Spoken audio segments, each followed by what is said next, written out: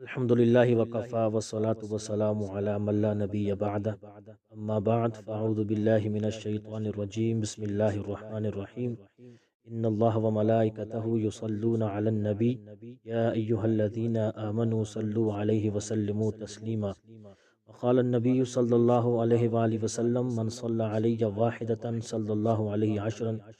صدق اللہ العظیم وصدق رسولہ النبی الکریم۔ میں نے آپ کے سامنے سورہ احزاب کی آیت نمبر 56 تلاوت کی ہے اور آپ صلی اللہ علیہ وآلہ وسلم کا ایک ارشاد گرامی تلاوت کیا ہے۔ اس آیت کے اندر رسول پاک صلی اللہ علیہ وآلہ وسلم پر درود و سلام بھیجنے کی فضیلت کا ذکر ہے۔ اللہ تبارک و تعالیٰ سورہ احزاب آیت نمبر 56 میں اعلان فرماتے ہیں ان اللہ و ملائکتہ یصلون علی النبی، بے شک اللہ اور اس کے فرشتے آپ صلی اللہ علیہ وآلہ وسلم کی ذات اطہر پر درود و سلام بھیجتے ہیں۔ یا ایھا الذین آمنوا، اے ایمان والو، صلو علیہ وسلموا تسلیما، تم بھی اللہ کے نبی صلی اللہ علیہ وآلہ وسلم پر درود و سلام بھیجو۔ اور جو حدیث تلاوت کی ہے اس میں آپ صلی اللہ علیہ وآلہ وسلم کا ارشاد گرامی ہے جس شخص نے مجھ پر ایک مرتبہ درود و سلام پیش کیا، اللہ رب العزت اس شخص پر 10 مرتبہ رحمت نازل فرمائے گا۔ اور جو آیت مبارکہ میں نے آپ کے سامنے تلاوت کی ہے، اگر ہم اس میں غور و فکر کریں تو ہمیں یہاں پر 3 باتیں ہمارے سامنے آشکار ہوتی ہیں۔ سب سے پہلی بات تو دیکھیں یہاں پر ان اللہ و ملائکتہ میں یہاں پہ انا تاکید کے لیے آیا ہے، یعنی اس کام میں کوئی شک و شبہ نہیں، بالکل تاکیدی بات ہے، یقینی بات ہے، پکی بات ہے کہ اللہ اور اللہ کے فرشتے آپ صلی اللہ علیہ وآلہ وسلم پر درود و سلام بھیجتے ہیں۔ یعنی یہاں پر ایک بات تو یہ ہے کہ یہ انا تاکید کے لیے آیا ہے۔ دوسری بات یہ ہے کہ اگر آپ اس آیت میں غور کریں تو آپ کو چوتھا لفظ ملے گا یصلون۔ اب یہ یصلون فعل مضارع کا صیغہ ہے۔ عربی گرامر کے لحاظ سے یہ مضارع استمرار،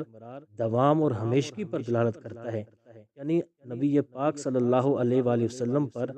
درود و سلام بھیجنے کا کام جو اللہ اور اس کے فرشتے کر رہے ہیں، ایک دو مرتبہ کر کے ختم نہیں ہو گیا، بلکہ یہ درود و سلام اللہ کی طرف سے، اس کے فرشتوں کی طرف سے مسلسل جاری رہتا ہے، ہر روز ہوتا ہے، ہر صبح و شام ہوتا ہے، ہر وقت ہوتا ہے۔ آگے فرمایا یا ایھا الذین آمنوا صلوا علیہ وسلموا تسلیما، یہاں پر ایمان والوں کو صلو کے صیغے سے مخاطب کیا۔ صلو جو ہے یہ فعل امر کا صیغہ ہے اور امر وجوب کے لیے آتا ہے۔ یہی جو بات ہے اصول شاشی میں بھی موجود ہے، اسی طرح نور الانوار میں بھی موجود ہے، اور اسی طرح توضیح تلوی کے اندر بھی موجود ہے، جو اصول فقہ کی بنیادی کتابیں کے جو امر ہوتا ہے یہ وجوب کے لیے آتا ہے، الامر للوجوب، امر وجوب کے لیے آتا ہے۔ اسی طرح جو تیسری بات ہے وہ یہ کہ اگر آپ اس آیت میں مزید غور و فکر کریں، یہ جملہ اسمیہ ہے،